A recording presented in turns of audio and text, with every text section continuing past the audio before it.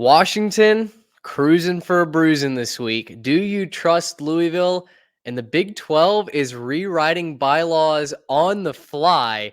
We get into it all more right here on the Three Technique. One man. Goodbye. Hello, Heisman. 20, 25, 30, 35, 40, 45, 50, 45. There goes Davis. Oh, my God. Davis is going running all the way back. Auburn's going to win the football game. They give it back now to the 30. They're down to the 20. All the band is out on the field. He's going to go into the end zone. Four-man Alabama rush. Got him. No, they didn't. Oh, my gracious. Yep. How about that?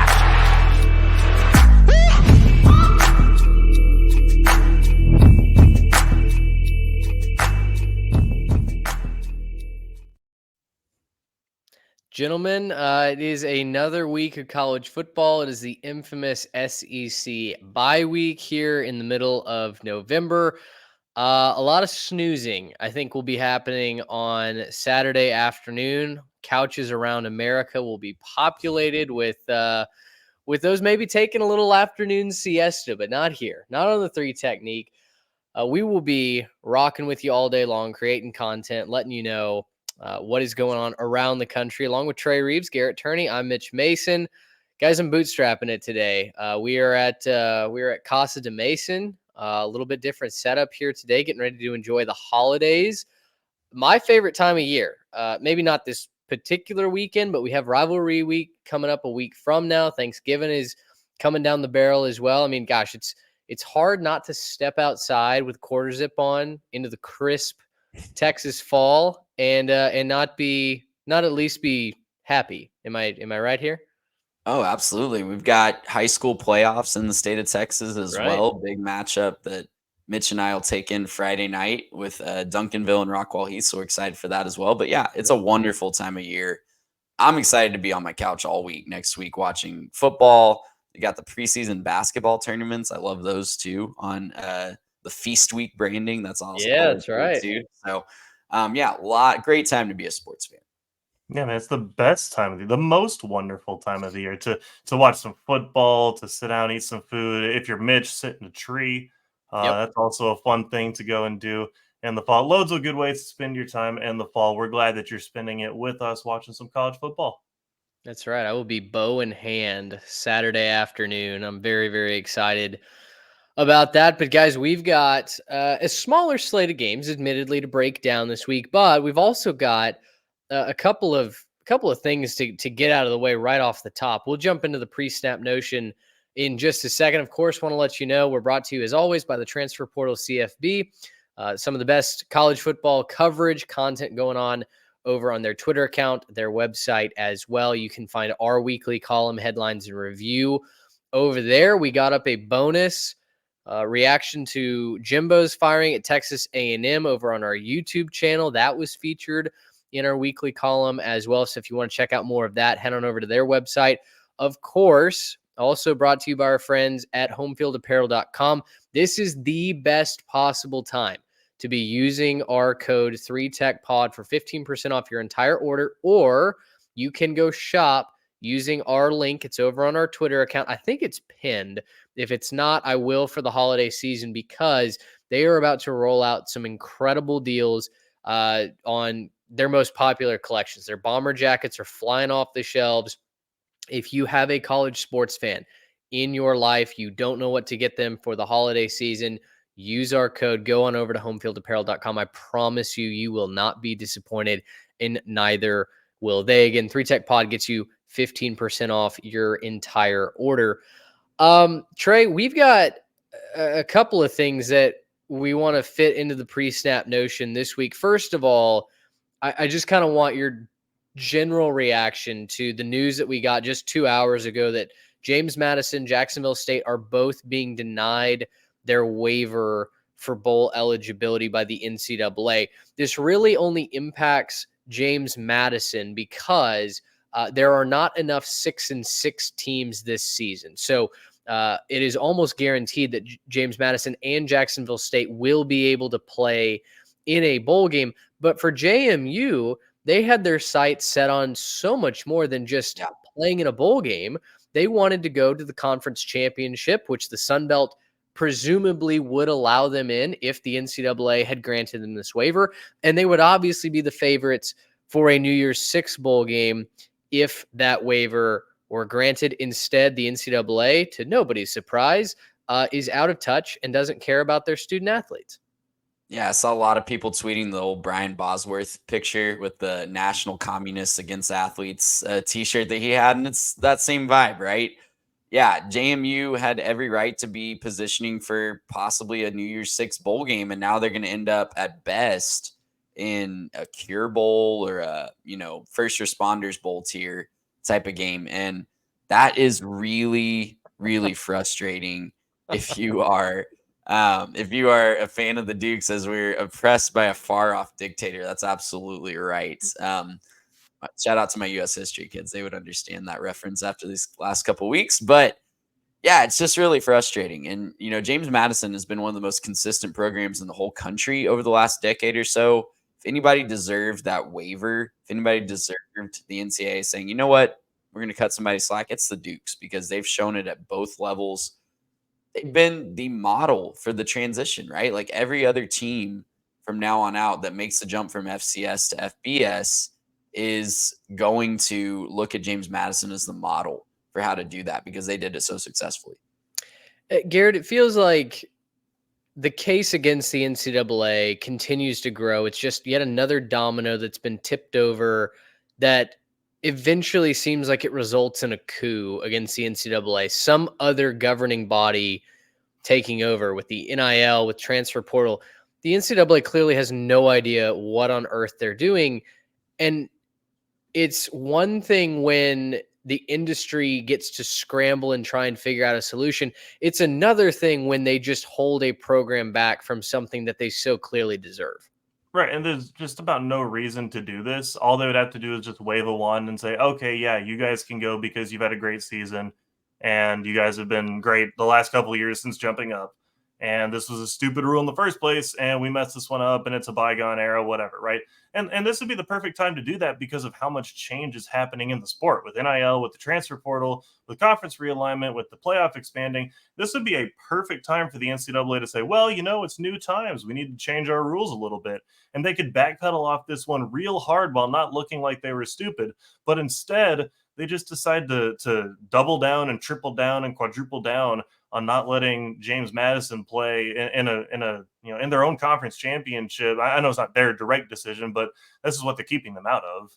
They're not letting them play in a big time bowl game, not letting them expose their program to something. These kinds of things happen for smaller programs, and it can be like a flash in the pan, right? It can be that as soon as that chemistry's gone in the locker room, as soon as those one or two players graduate, it's not quite the same. This would be a great time for their program to get the exposure that they deserve. But unfortunately, the NCAA doesn't want to back down off of stupid stuff like this. So it's really a shame. And I'm continuously at a loss for words when it comes to how the NCAA wants to run its stuff, right? They don't seem to know what they're doing. All they have to do is be slightly competent. They can't even figure that out. It feels a little bit like the Simpsons meme, the meme about the old man not wanting to recognize Missouri. It feels a little bit like the NCAA is doing that to the Dukes, and I know that goes away next year. But like seriously, there is no guarantee in the era of NIL and transfer portal. Your success can be here today and gone tomorrow. And the fact that the Dukes, now one of the most consistent programs in the country, like both of you have said, the chances are that they will compete and do very well going forward in the Sun Belt. But you're not guaranteed that. And the fact that, these guys, especially this senior class that's going to go out that has earned a shot at a title, a conference title, and a shot at a New Year's Six bowl. And all that is preventing them from getting there is, text in an old decision that makes no sense in the first place. It just rubs me the wrong way. And I'm tired of the NCAA. And, honestly, I wish nothing but the downfall for that organization because they've proven time and time again. We just had the Tez Walker drama the first couple weeks of the season. Every single year, they deny hardworking kids with unfortunate circumstances, whether it's family or personal. They deny them waiver claims left and right. And yet they get up and claim that they're doing this for the betterment of the student athletes and for the game. It's absolute hogwash, and I'm sick of it. And I'm ready to see every single one of them run out of power. So anyway, very, very frustrating note. On that, I'll get off my soapbox. And Trey, wow, hey, listen, mic drop, put it on YouTube. I'm tired of it. But one organization that won't change to another organization that just decides we can change whenever the heck we want. Please inform the audience about the Big 12 bylaws just changing when it was convenient. Yeah, there's some absolute shenanigans going on in the Big 12. As we say, yes, the Big 12 officials have no idea how to run a conference, and that has been clear. They did run realignment, so we'll give them that, but the logistics of this are fantastic and really interesting to follow. So going into the year, the Big 12 had some tiebreaker rules, and they essentially said that, like most places, if there's a multi-team tie, if there's a 3 or more team tie, you go to the record amongst those teams played. That makes sense, right? Like we say, Oklahoma State tied with Kansas State and Oklahoma. They beat both of those teams. They get in. Then you read the bylaws, actually, and it says that actually, if all the teams didn't play each other, which Oklahoma didn't play Kansas State, then it doesn't go to head-to-head record. It goes to record against common opponents, which would then put Kansas State in the Big 12 championship 2 seed right now. So today, literally today, as we're recording this on November 15th, they have rewritten the tiebreaker procedures and essentially said, no, it's actually head-to-head record, which in reality does make the most sense. Like I'll give them that. They need to make sure that they take care of that. If Oklahoma State got left out because of a dumb tiebreaker rule when they beat the other teams that they tied against head-to-head, that would be an absolute travesty. But to change this on November 15th, 2 weeks before the Big 12 championship game, that is not how you run an organization. Like, they deserve all the clowning that they are getting on social media. Kansas State fans are rightfully very upset. They thought they were playing by a certain set of rules that would get them to the conference championship game in back-to-back years, and those rules got changed right underneath them. And look, yes, win the game on the field, Kansas State. You should have beaten a very down at that point Oklahoma State team on a weird Friday night in Stillwater. That was a game that I remember texting you guys about and saying, like, Kansas State is just trying to find is any way possible to lose this game and then pull it out at the last second. They couldn't do it. But just changing these rules just leaves a bad taste in everybody's mouth. You can really see why, there's a gap between the 2 premier conferences in the league, in the SEC and the Big Ten, and how the rest of them are being run. And I think my hot take about all this is that within 5 years, we're going to ditch this wild, wild west scheduling model in college conferences that we're leaning towards now. We're going to be right back in divisions because it just makes way too much room for error, way too much room for these weird tiebreakers. And when there's a college football playoff spot on the line, an automatic berth in the college football playoff by winning the conference championship, it really, really matters to get this right. So I think we're going to ditch this wide open scheduling model and go back to divisions within 5 years.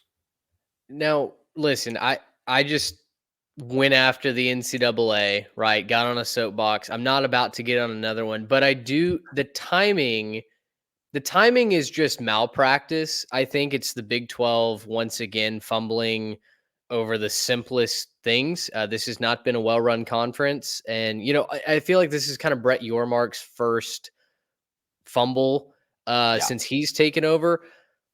But in the era of sports betting, this seems like a massive misstep because you could very easily have people come after the Big 12 saying, hey, listen, someone is trying to hedge their bets. Someone is trying to cover for, something that just isn't going their way. The Big 12's put themselves in a position where they can't defend that. And so I'm certainly not going to make that argument. I think that would be an irresponsible argument to make. But the point is they've opened themselves up to that line of questioning And there's just no way the Big 12 could credibly defend against that because, yes, this move makes all the sense in the world. The problem is why didn't you change this in the preseason?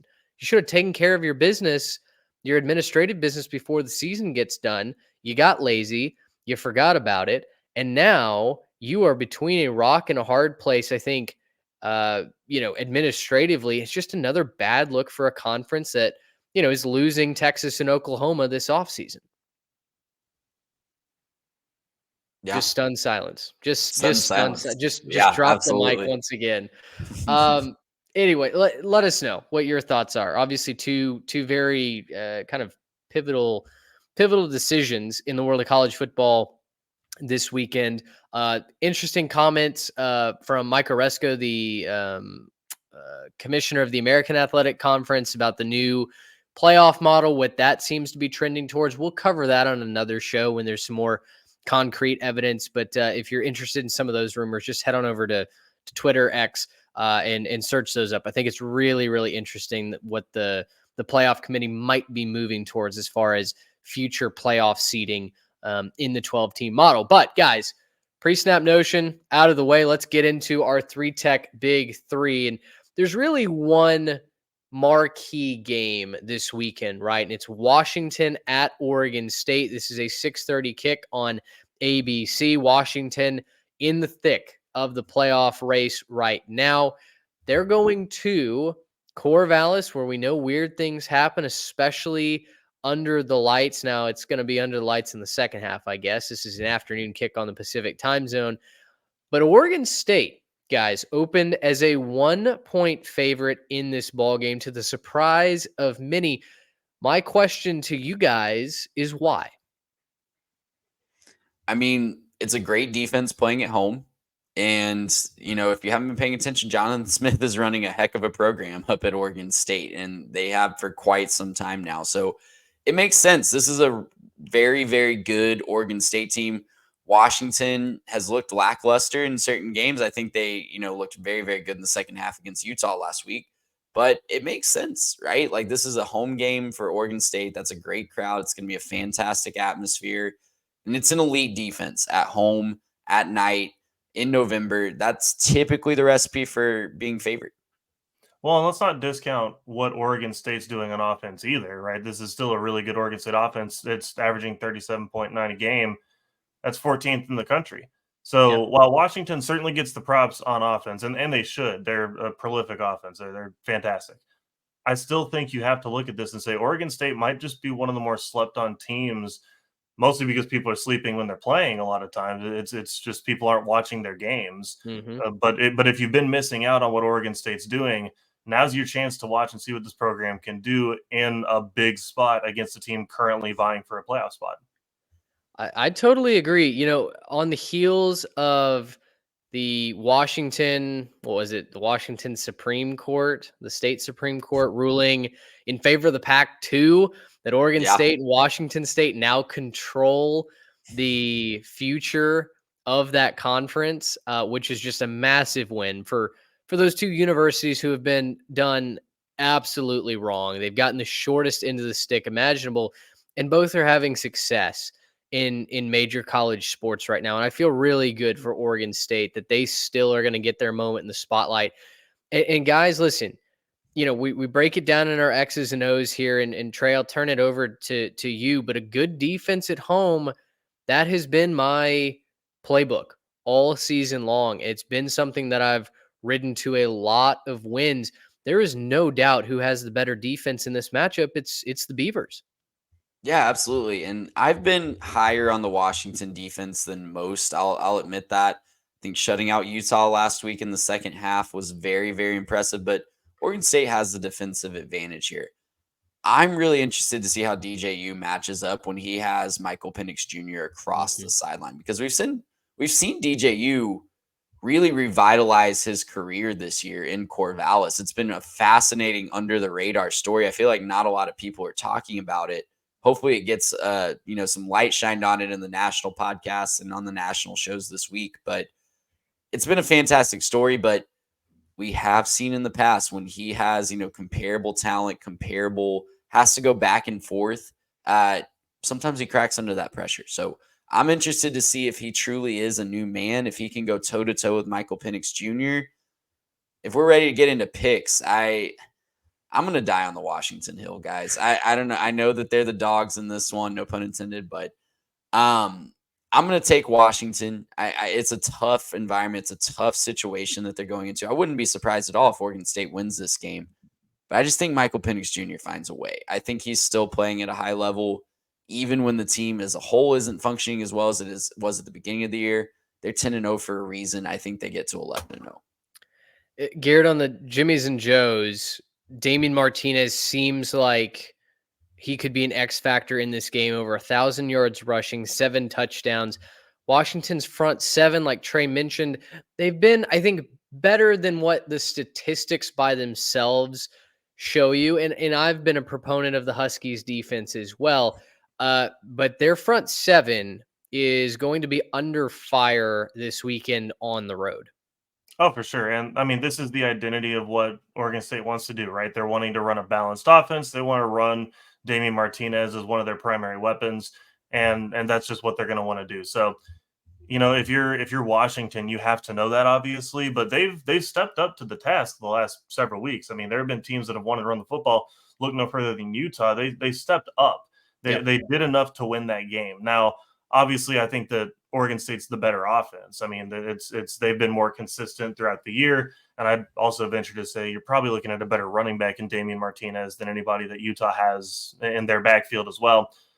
But the point still remains that if you can do enough on defense, that's going to be where you go. But I also think that watching Washington run the football is going to be a pretty key factor in this one as well. Get some of that blitz pressure off of Michael Penix Jr. You're going to have to look for Dylan Johnson to be big in this one. He's been big in spots, but he also goes quiet, right? He had his 256 against USC, had over 100 last week against Utah, and he scored plenty of touchdowns. He's got 11 touchdowns on the season. But man, he disappears at times too. He's got totals of 12, 66, 6 this year. There have been some really bad totals for him this year. So look, sometimes it's just, the way that they run their offense. Sometimes, you find what's hot and you rock and roll. But I think on the road, I think against a really good defense, you're going to have to find some measure of balance just to keep the defense honest. And that's going to be where I look for my big key matchup here. Now, Trey's riding with Washington, and it's hard to blame him, right? They've been explosive. Despite some struggles, they've come away with a victory in each of their last 10 games to start this season. The last time they did that, 1991, they shared the AP national title with Miami. I'm going to ride with Oregon State in this one, guys. As I tipped off the beginning, a good defense, the better defense at home has been my playbook this season, and it's resulted in a lot of wins. I did kind of throw it out there before we hit record. Maybe Vegas is goading me into this because they know that the better defense is at home, and they're favoring Oregon State. It feels like it's a little bit too on the nose when I don't think that anybody would just outright say, oh yeah, Oregon State is the better football team. Maybe there are. I don't know that I would go as far as to say that, but I do think in a rivalry game when the pressure is ratcheted way up on Washington, Oregon State has the ingredients to pull off this upset at home behind a very, very aggressive defense. Yeah, I love the pick. I'm just disappointed you're betraying your boy Odunze, man. You're betraying him. You don't think he can still get his and they can lose, Look, I guess that's probably fair. I think that Washington ends up winning this game. I'm picking them +1. I think this is too good of a football team with way too much motivation this late in the season. And really, when I think about this, obviously, I think Oregon State's the more balanced when it comes to what they bring on offense and defense. But I think Washington's going to find a way just to sling it around a little bit, just to get it, barely over the finish line. I don't think they run away with this one because they haven't shown that they're the runaway with one type of team right now. And that might come back to bite them in this. Like this is very much a, if they decide to show up flat like they have, against like Arizona State or someone, that's a possible upset spot for them. But I still think with this much motivation this late in the season, they got back on the right track the last couple of weeks. Give me Washington, run the ball a little bit, throw it around the yard, and play just enough defense to win this one. That's all Trey needs to get all 4 playoff predictions right, seemingly. It's just a little bit of defense. So, And story a Michael story Penix Heisman, I was in on that too. Just want to shout that out. That's true. I do wonder if he's going to be able to hang on. He needs 2 more big performances this week and then in the Apple Cup next week because, boy, Jaden Daniels is coming for that trophy right now. Let's go to Louisville at Miami. Louisville seems like they've got the inside track. We'll make it to the ACC championship game to take on the Florida State Noles, but they've got to go through Miami first. Louisville's on the road. They're a 1-point favorite. This is an 11 a.m. kick on ABC. Miami has to go back to Tyler Van Dyke after Emory Williams injured his throwing, or I think it was his throwing arm, I should say, last week, diving for the pylon. Just a nasty, nasty injury. Feel bad for the true freshman and just his second ever start. But guys, Tyler Van Dyke one of y'all said it before we hit record. It's like he doesn't even want to play football anymore. And to me, you have a quarterback who's not confident, who doesn't really look like he wants to be there. I'm struggling to understand why this line is so low, despite the flaws that Louisville has. Yeah, listen, that was me that said that. Tyler Van Dyke looks like he's ready to be done and hang him up. And I know that that's probably not true. It's just the body language and way that he's played down the stretch this year. But do we trust Louisville yet? Because I know they have all the talent, right? Like Jamari Thrash is a fantastic receiver. Their running game is awesome. But do we trust Louisville yet? Are we ready to say that they can go on the road to Miami with a championship on the line? And I know it's not a hostile environment, but that's a talented team down there in Coral Gables. And I don't know, like where do you guys stand on the Cardinals right now? They 9-1, obviously, everything in front of them. Outside shot at the college football playoff, but part of me feels like we might be getting a little bit of the North Carolina treatment from last year. What do you guys think? Look, far be it from me to defend Louisville. Okay, the scorned lover will stay scorned. However, I don't think this has very much to do with Louisville. I think this is everything to do with Miami. I think that this game is entirely decided on the fact that what do you know about Miami at all? Well, what we know is they don't win a whole lot of games. They just won a home game in conference for the first time in like a couple of years. Like this is still new types of things that's happening for them. And look, Tyler Van Dyke, this is the second year in a row he's gotten benched. Not like, oh, he got hurt so he couldn't play a stretch. He got benched last year. He got benched this year. Now he's back. You're probably right. He probably doesn't want to play football anymore because he stinks. He's not good. He had one really good year, and then he got exposed because once you get film on a guy, that's what happens, right? You get film, you see what you do well, you see what you don't do well. He's got a great arm, but great arms don't make great quarterbacks. And so I'm just, he's not that good. And you're seeing that, right? He can play at the D1 level. He's fine. He's okay, but he's not that good. And he's not going to be good enough, I think, to take advantage of a Louisville team that, yeah, you're right. I don't think Louisville is all that great. I don't truly trust them. I don't think they've played a whole lot of tough teams. It's not that they haven't played anybody, but I just don't think that I trust them long term. I don't think they're explosive enough. I don't think they quite have that. They got a great run game. I will defend the run game there. Jawar Jordan throwing it down. He's doing his thing. But the Miami, like, what are they? What even is Miami at this point? Do they really run well? Are they a great throwing team? Like, what do they really do? They don't do that much exceedingly well. And so for me, I'm leaning Louisville on this one because I don't think that I trust Miami at all. I agree. You look on both sides of the ball and it's like, man, you're just kind of average. Like you're not known for any one thing. And so I'm missing Miami's identity. I don't know what they lean on when they get punched in the mouth. And so, guys, that got me thinking, Miami's out of it, right? They've got nothing really to play for this season other than spoiling the season of somebody else.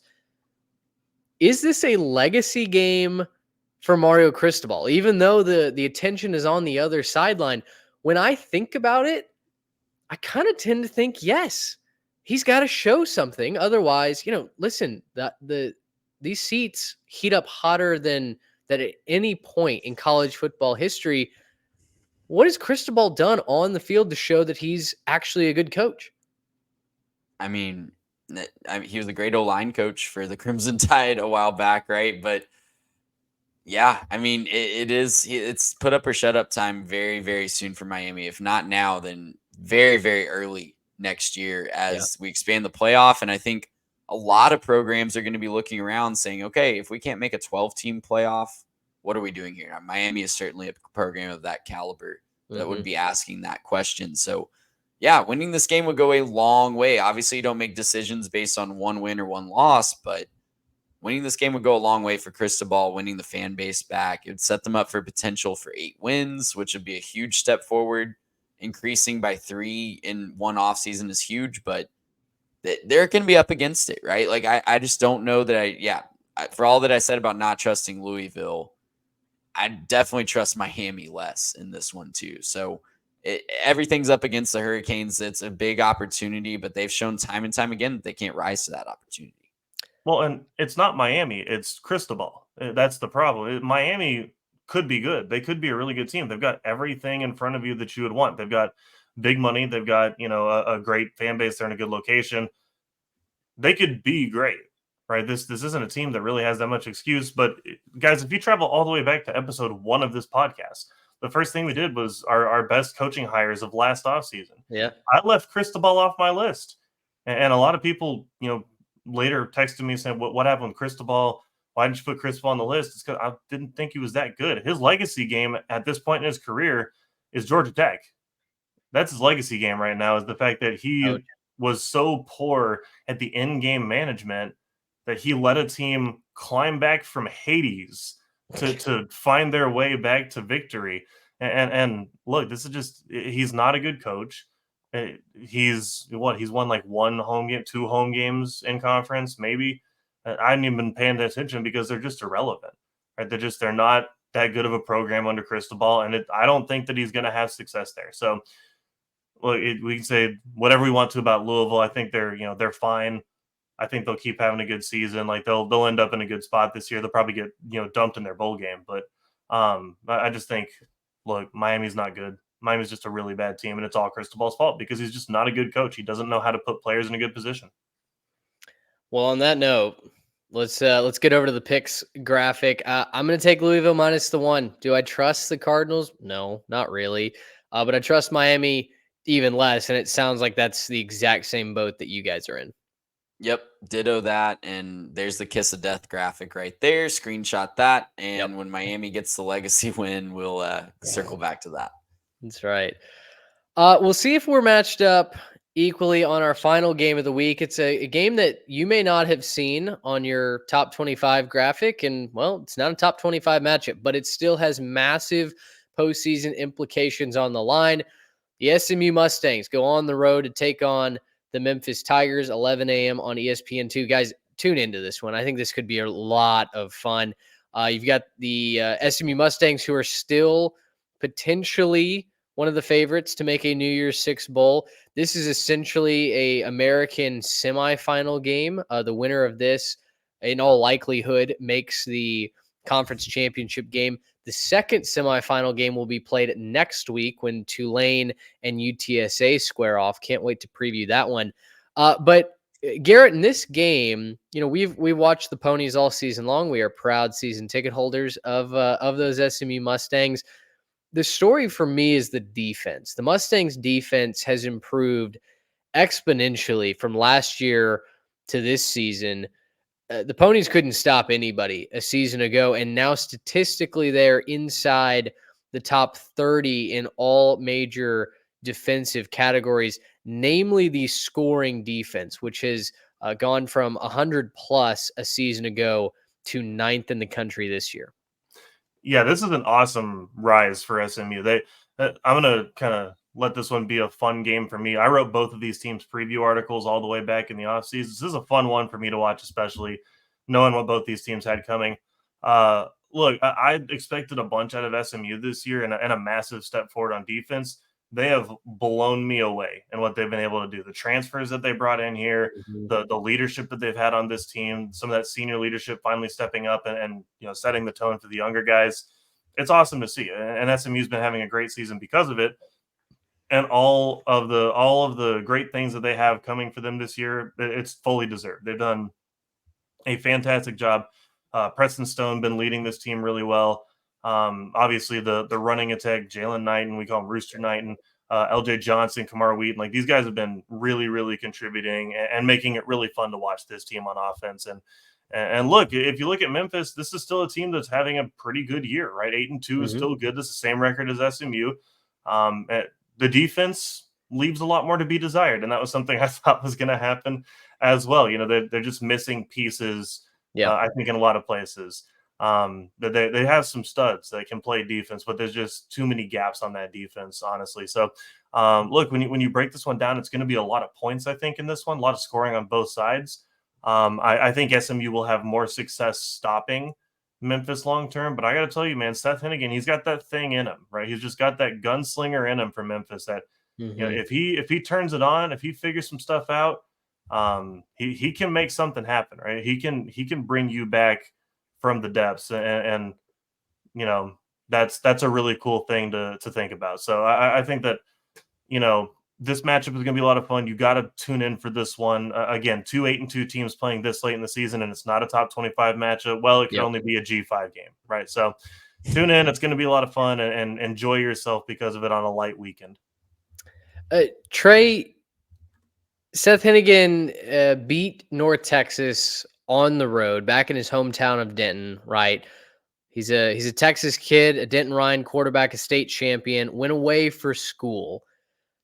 Taking on SMU, the key for Hennigan certainly seems to be eliminate the interceptions. In both of their losses this season, he threw 2 each, 2 against Missouri, 2 against Tulane. Very competitive games, but no doubt the turnovers certainly helped sway it against the Tigers.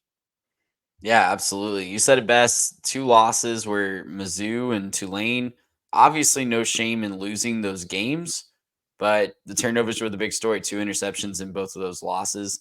The other thing that concerns me about Memphis in this one, they have yet to beat a team with a winning record this year. So they've beaten several teams that are sitting at 5-5, but no team that currently has a winning record. So that's a little bit concerning to me. I know that, SMU, I think, challenged themselves in the non-conference a little bit more, playing both Oklahoma and TCU. And I've just been more impressed with SMU as a whole team so far. Memphis certainly has the offense going. You guys highlighted it. The defense leaves a lot to be desired. And I, too, have been really, really impressed with the increased defensive effort on the SMU sideline. As SMU gets ready to transition over to the ACC, it got me thinking, a lot of people are maybe not surprised about SMU. I don't know if surprised is the right word, but there's going to be a ramp up period where the Ponies have to prove that they belong. Does SMU need to win the American this year as some sort of stepping stone to the ACC? Like, would that help legitimize their rise to the next level?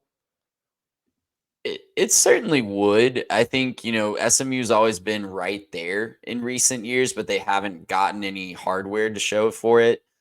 I think a lot of people were surprised around the country. Like, if you live in Texas, you know that SMU can be capable of big things. And a lot of people know the history and all that good stuff. I don't need to get into that right now. But I think around the country, it definitely raised some eyebrows when SMU was invited to the ACC, and winning a G5 conference on the way out and going to a New Year's Six Bowl would certainly, provide a lot of added fodder to that discussion. Like, give SMU some street cred going into the ACC. Yeah, I don't think it's a must-happen type of thing, but it obviously would go a long way. This is a good program, right? This is a really good program that I think a lot of energy is about to be injected, regardless of how this season ends. I think that just the idea that they're going to be playing in a different conference is going to really just rev up the fan base. It's going to rev up the donors. It's going to rev up everybody around the program, and I think it's going to be a lot of fun to see what happens around SMU going forward. I got distracted by one of I guess a top 300 commit just flipped from Louisville to Miami. Great week to do that. Wow. Okay. His quote to Haynes Fawcett was, "The U is back," and all I can think of is back to absolutely mediocre when Back to Louisville. making a bowl game. Well, that is true. Congratulations, Miami. You can go 6-6 like You 78 can other go teams to the in the FBS. Pinstripe Bowl. Yeah, Woo. exactly. All right, back to being focused. Let's make our picks here. SMU and Memphis. Memphis, the home team. Good offense, bad defense. Guys, for whatever reason, this is the kind of the opposite of my model, but I think Memphis keeps it close here. I think this is a shootout, like both of you have intimated. You guys, I'm guessing, are having SMU pull away late. Let me know if that's wrong, but I think Memphis can keep this within 8.5. SMU wins by a touchdown, but Seth Hennigan's got that dog in him, man. He's gonna throw some picks in this game, I'm sure, but I feel like this is just gonna be one of those classic G5 down the stretch, championship on a line, back and forth shootouts. I can't wait to watch. Yeah, I have SMU pulling away late, yes, but just look at their schedules, and I do want to correct myself. SMU has actually not beaten a team with a winning record yet either. I thought they'd gotten a couple, but I was mistaken on that. So take that point for what it's worth. But SMU's just been dominating their competition. Memphis has been playing generally closer games than SMU. I think that travels. I think their defense travels. I think their run game travels well. I'm going to take SMU minus 8.5. Yeah, I just think too much defense for SMU. I think that they're going to play well on defense, going to get some turnovers, and really be explosive on offense. RJ Maryland would be my pick to go off in this one for SMU. I think he's going to have a great game and just score a whole bunch. He's getting a touchdown every 4 catches. Throw the ball his way. Feed the beast. I'm picking SMU to win this one fairly comfortably. Get yourself someone who loves you like Garrett loves RJ Maryland. I feel It's like the every last time name. It's the last name for sure. there's a Maryland affiliation over there in You the can't break over there this in the Turney turtle. household. That's right. All right. Well, that's our big 3 games. And let us know who you have on either side of those lines. Does Oregon State knock off Washington? What happens with Miami? Is the U back? And who wins and stays alive for the American Championship hunt? You can let us know all of your picks and more at 3Tech Pod on Instagram, on Twitter.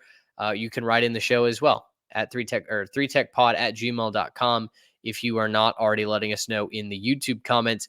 Guys, let's get to the best of the rest. Storylines here for week 12. Of course, it's not the loaded slate that we're used to, but there are still some very, very fun matchups to keep your eyes on as we go throughout the day. And we start with the Sunflower Showdown, Kansas State and Kansas. Kansas State's got to be feeling a little tick there, Trey, after the bylaws got rewritten today. The Wildcats are 8.5-point favorites. Who do you like in this one? I like the Wildcats. The whole Big 12 championship and Big 12 standings argument aside, they do have a lot to play for. Kansas is going to get up for this one. Do we know quarterback health for Kansas, by the way? I don't know if Jason Bean is going to be good to go, but yeah, I was seeing conjecture that Bean might be back, but we don't know that. That's good because the offense certainly needs Bean to be back in there. It was a mess last week against Texas Tech. So I'm going to roll with Kansas State. They've won this game too many years in a row to count, and I think they keep it going. Yeah, man, even if it is Jason Bean, it's still not Jalen Daniels. And that's really the sad part for Kansas this year. He's got to be redshirting, right? Like, do we think he's redshirting? I can't imagine that's his last year. He's got to come back for one more after this.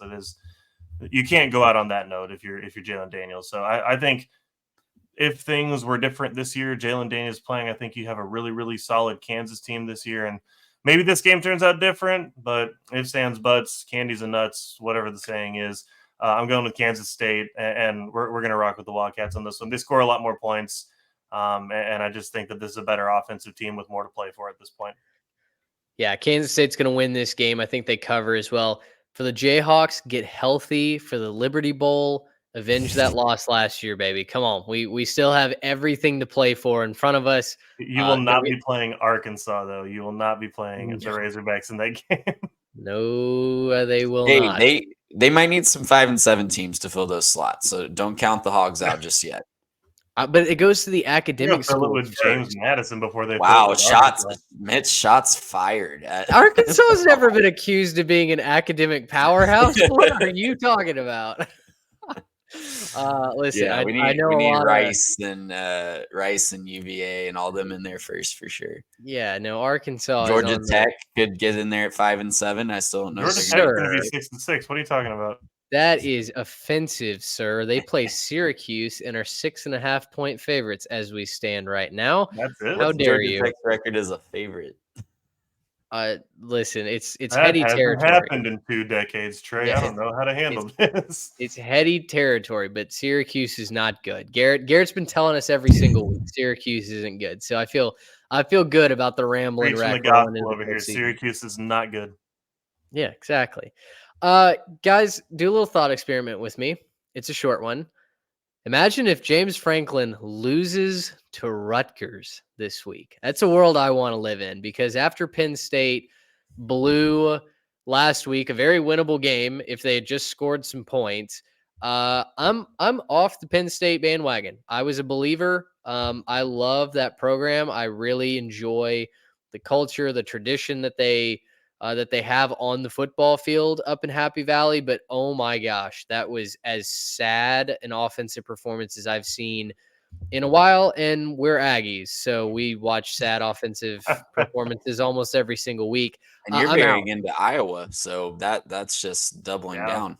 See, but that's the brand, though. That's the brand. I'm pretty convinced they do that intentionally. James Franklin and the ex offensive coordinator Mike Yursich, there was nothing intentional about anything they did last week. Penn State is 20.5-point favorites in this one, guys, and I'm really struggling to understand how we get the line there. I think it's an overreaction to Rutgers getting shut out by Iowa. And because of that, I will take those points all day and twice on Saturday. I don't know that Penn State has the offensive horses to score on, may I remind you, a top 20 Rutgers defense. They couldn't do it against Michigan. What is there? What evidence is there to say that they're going to score against Rutgers? There's not a lot. Rutgers kind of plays the same style of football as Michigan, anyways. So this is Yeah, kind they of a run the bad ball. matchup for Penn State. They wear you down. They play physical. They'll do a little play action, and they try to kind of get you off balance. And look, I was talking in the ledger earlier. I was going with to kind of read the room, right? Just say like, ooh, like what's this team make me think? What's that team make me think? Penn State is just fading at this point, right? They're kind of fading out. I know it's not that bad of a record, but it's just falling so short of where the preseason expectations were. And this was everybody's dark horse for the playoff, and now they're not even close to the conversation. But guys, Mitch, you said it off the front. Imagine if James Franklin loses to Rutgers. I want to paint you the picture. New head coach for the Penn State Nittany Lions, Jimbo Fisher. Oh boy. They're not ready for that. No, of course he's not coaching next year. I'm just saying this is the move for Penn State. Go get you Jimbo Fisher. He'll fix your offense. This is what you need. No, James Franklin is, if the seat isn't on fire, it's heating up. So he's got to figure some stuff out pretty quick. It's so hard because they're going to win 10 games a year there, like relatively easily. Yeah. The only thing I have cause for pause on this game with the line, like it's screaming take Rutgers, and that's usually a cause for pause for me. But the only other thing is sometimes you see teams play with an inspired confidence when they get rid of a bad coach. I think Mike Yursich is either a bad coach or in a really bad situation there in Happy Valley. So maybe Drew Allard has the shackles unlocked and we see a big offensive performance with a new play caller. That's a stretch, though, I think. So I'm leaning Rutgers plus the 20.5 in this one. Nothing that I saw on the field last week with Aller missing wide open receivers leads me to believe that Mike Yursich being gone somehow magically fixes his performance. Hey, it worked for Haynes King. Well, it certainly did. Haynes King. Yeah, I've got thoughts on Haynes King. Aller's young. Like I said last week, I'm incredibly disappointed in what Penn State has done offensively this year. He's going to grow. I'm not out on Drew Aller. I am out on him this season. He's not ready. And against good defenses, he's got the deer in the headlights look. And I think you're going to see some more of that. Penn State wins this game, but 20.5, I think, is a little offensive to a Rutgers team that at one point had a bunch of headlines about them. Everyone was celebrating Rutgers going to a bowl game. And now that they got shut out by Iowa, they're not the shiny toy anymore. It feels like America kind of fell asleep on them. Not here. Not here. We celebrate the effort up in Piscataway, and we're going to take those points and run all the way to the bank with them, which makes me think, why didn't I take them in the ledger? I don't know. But anyway, that's probably to the benefit of Rutgers. Yeah, lock up Rutgers now that Mitch didn't take them. You're welcome. Let the Dukes play, you cowards, at the NCAA. I already took after you once. I don't have the energy to do it again. App State at James Madison. Trey, you are very, very confident that the Dukes come out on fire. JMU was minus 11 when I wrote this preview. They are down to 9-point favorites. I still feel like you would take them at this original line, though. I think I would. They've just been really, I talked about this with SMU, just dominating their competition. James Madison has done the exact same thing. They're not a fluky 10-0. They are dominating their competition. I'm pulling up their stats right now against the spread, and it's been really, really good.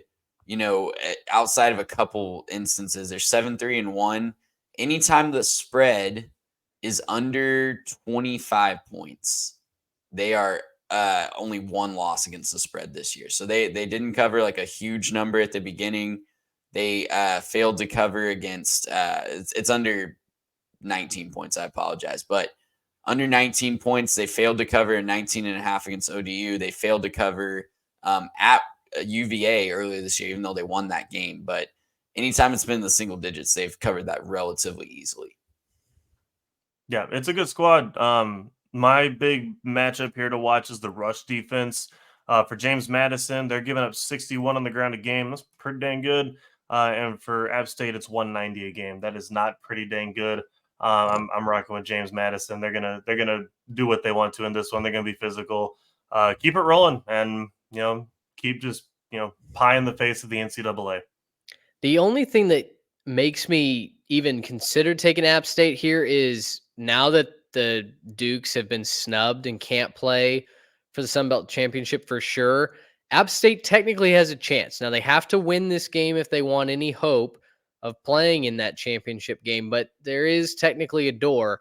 I think App State does come ready to play, but the Dukes, again, the much, much better team, and they're at home. So I'm going to ride with James Madison as well.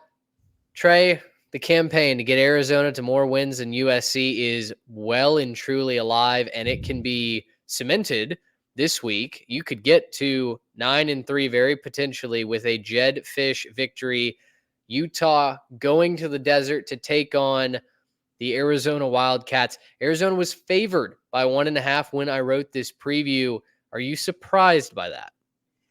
I'm not, because they've been playing great football down there, right? Like they have surprised everybody this year. I think they were definitely picked towards the bottom of the conference, but especially over the last four weeks, they've won 4 games in a row against 3, and 3 of those teams were ranked at the time that they played them. So Washington State, Oregon State, and UCLA. Now, I know 2 of those have fallen off greatly, UCLA and Washington State, but this is a really, really good football team that has just figured out how to win games. They're playing hard for Jed Fish. They're at home, where they've been even better this year. So I'm excited to see what they can do. I think they win this game outright this week.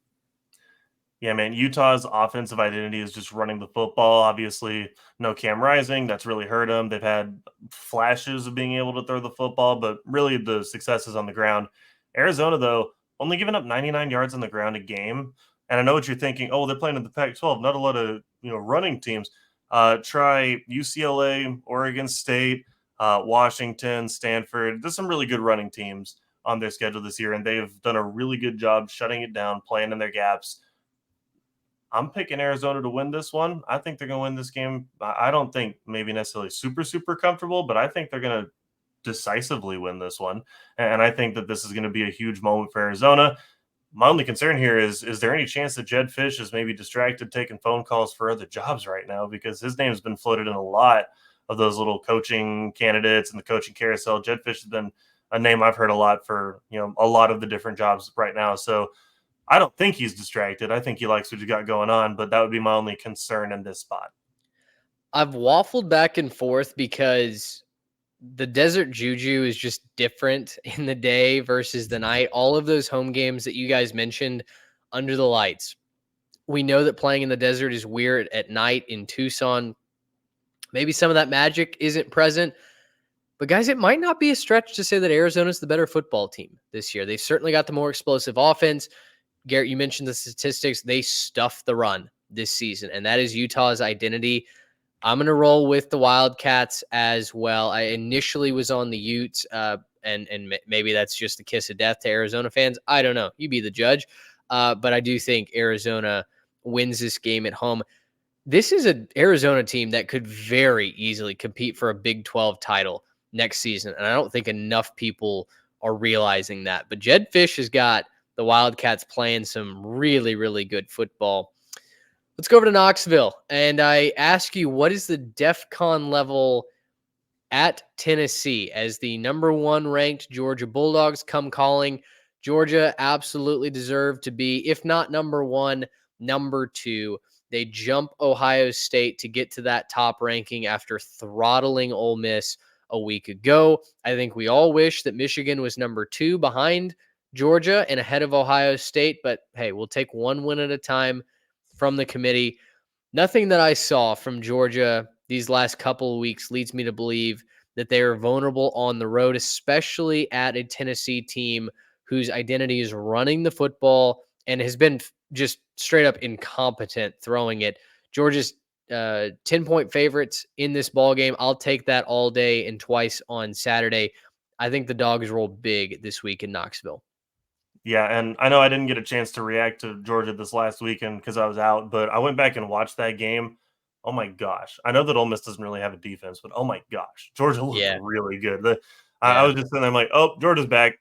Georgia's back. There we go. Here we go. They're going to do the thing again, aren't they? This is when they catch their stride, and Brock Bowers comes back and he's healthy, and Ladd McConkey's finding his identity, and of course you got Deshaun Edwards and Kendall Milton, all those guys.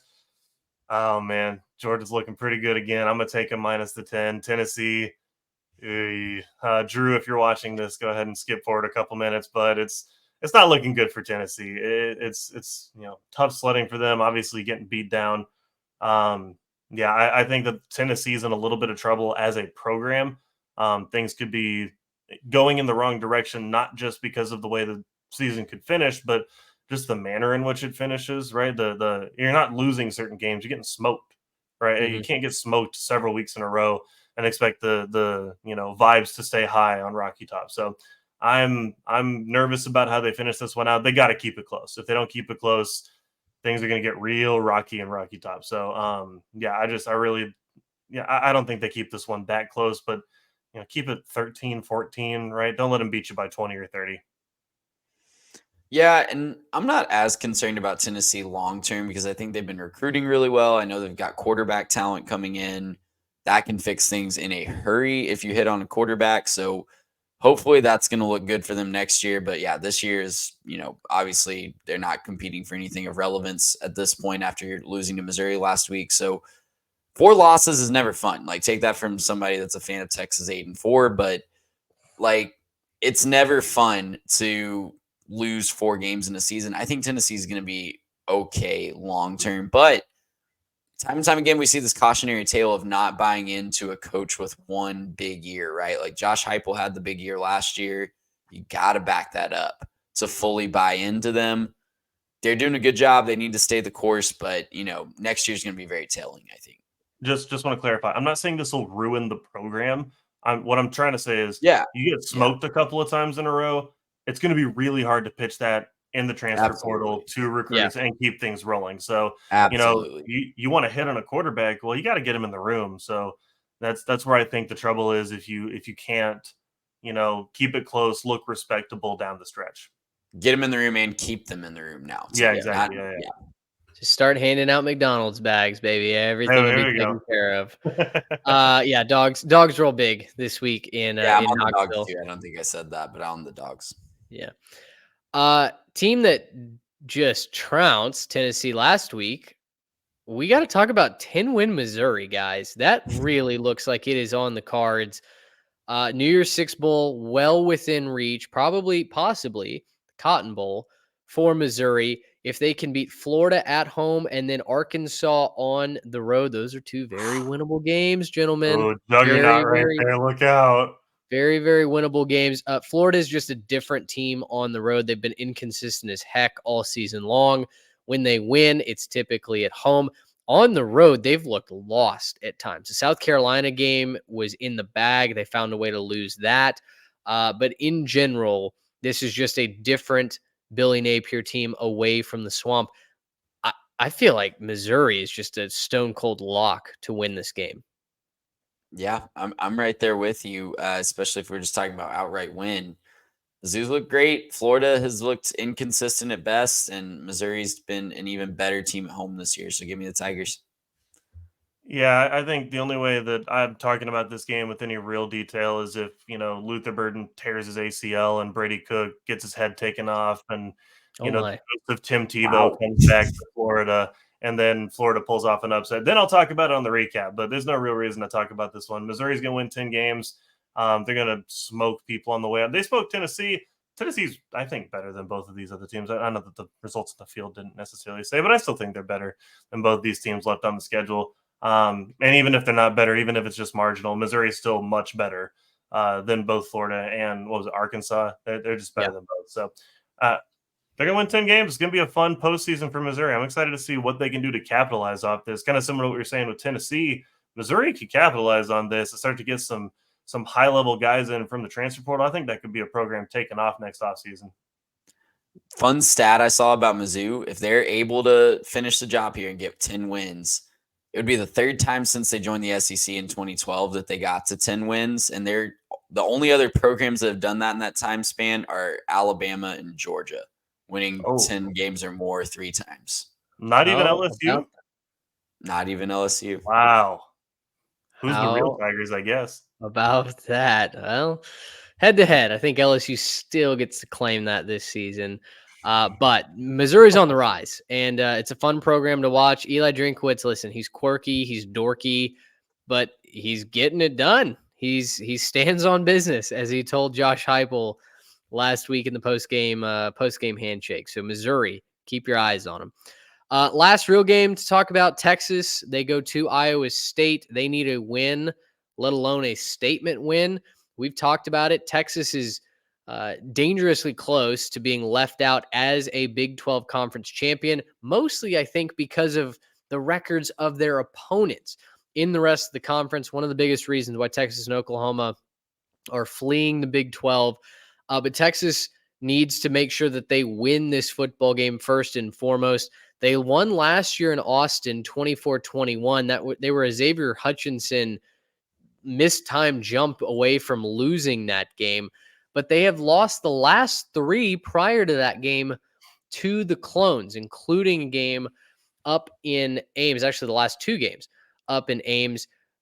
This isn't the Iowa State team of old that was going to the Big 12 championship, but they've shown that they can compete.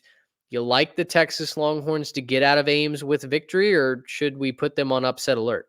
So I've got a couple questions on this one. Number one, is Quinn Ewers playing in this game? He should be. Is he coming back? Okay, so there we go. So Quinn Ewers was back last week. Yeah. Okay, so that's good. That's much better for them if he's playing, obviously. Number 2, is this game in Ames? It is. Yes, it is. Oh, no. Number 3, is this game being played in November? It is. And it's the Big 12? It is. Give me Iowa State in this one. I'm going to pick Iowa State to win it. It's the Big 12 in November. It's in Ames. It's going to be crazy. Look, it's is Texas the better team? Yes. Has that stopped them from losing to Iowa State before? Nope. So I'm taking Iowa State here. I'm going to pick them to win this one and throw the entire conference into chaos. Yeah, your note on this one, Mitch. Last year's win in Austin, which was a barn burner of a game against a much worse Iowa State team, snapped a 3-game losing streak to the Clones for the Longhorns. Something seems different about this Longhorn team. I keep picking them to lose and stub their toe, and they just don't do it. I think they get out of Ames with a win. Texas Tech next week might be a different story, but I think they're going to get out of Ames with a win. I agree. I think they do win this game, but favored by 7.5. I'll take the Clones to cover that number. Good defense at home once again. That's my playbook. That's my rubric. So I'll take the Clones to at least keep it close. Give Texas certainly a scare. Last note from me, guys, before we wrap it up. I'm once again shouting out Georgia Tech. They get to bowl eligibility. The Ramblin' Wreck, baby, it cruises into the postseason with a win over Syracuse this weekend. This is my favorite thing. I love this. I love Georgia Tech right now. Absolutely. Give me Georgia Tech to a bowl game. And then, it'll be kind of a fun last little game against Georgia. They're not going to beat them, but it'll be kind of fun being bowl eligible going into that game with, some amount of pride and confidence. It'll be cool. I love y'all so much, and I want happiness for you guys in most things, but I need a Syracuse win like I need water this week just to see what happens. I just want to see you guys with the Syracuse dub this week. I thought you wanted to play golf on Monday, man. You want me in a good mood. I do, yeah, I do. And I want to play golf in a world where Syracuse beats Georgia Tech. Oh, that's disgusting. We need to have words about that. But it won't be on this show anymore because it is time for us to depart. Guys, any final shots? Trey got his final shot. Garrett, any final words before we get out of here? I'm happy with my final words being the fact that Iowa State's going to find a way to mess up the Big 12 again. That is a good way. That is a good way to leave it. Like and subscribe if you're on YouTube, if you're over on the podcast side as well. We would encourage you to head on over to YouTube. We are just past the 400 subscriber mark. So thank you to all the Jimmies and the Joes out there. We would encourage you to join that group if you have not already. Follow us on Instagram and Twitter as well at 3TechPod. And we look forward to talking college ball with you the rest of this season, all off season as well, as we've got so much cooking in the works behind the scenes. For Trey Reeves and Garrett Turney, I'm Mitch Mason. Thanks so much for hanging out. Until next time, so long, everybody. Gracious him. How about